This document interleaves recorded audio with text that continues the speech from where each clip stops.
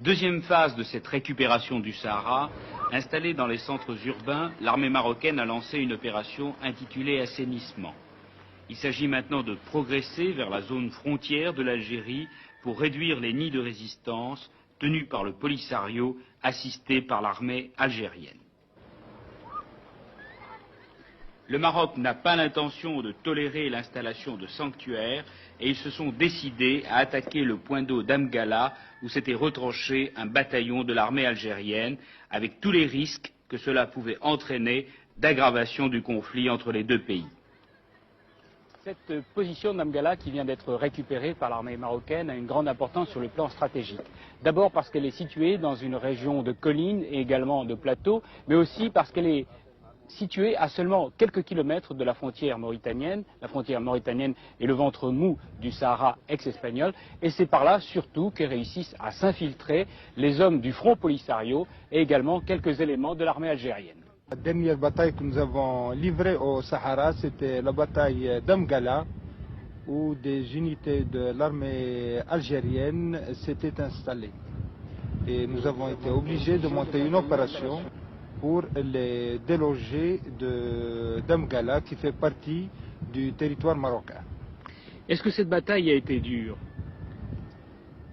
Je ne dirais pas qu'elle a été dure, mais elle était assez chaude comme bataille, puisqu'elle a mis en présence, bien entendu, des effectifs qui n'étaient pas très nombreux. Il y avait du côté algérien près de 450 éléments, avec quelques éléments du Polisario, et du côté marocain, il y avait des groupements tactiques.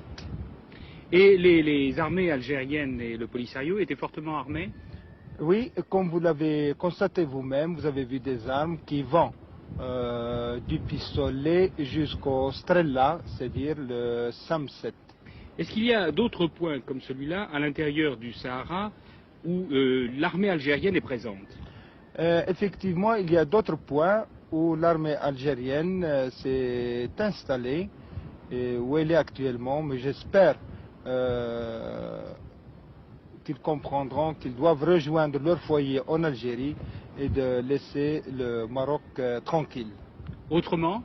Autrement, nous serons obligés de les déloger des autres points comme nous les avons délogés d'Amgala. Est-ce que vous ne craignez pas qu'il y ait un conflit direct, encore plus violent, entre les troupes marocaines et algériennes?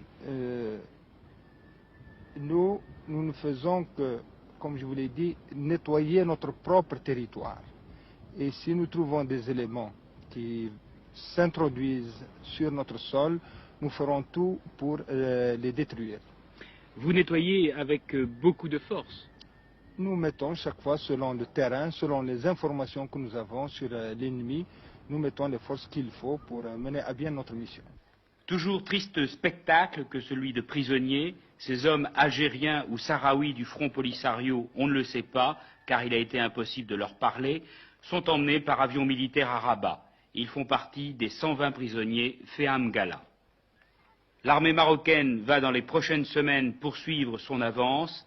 Elle est décidée à ne rien céder. Quelles sont donc les intentions de l'Algérie?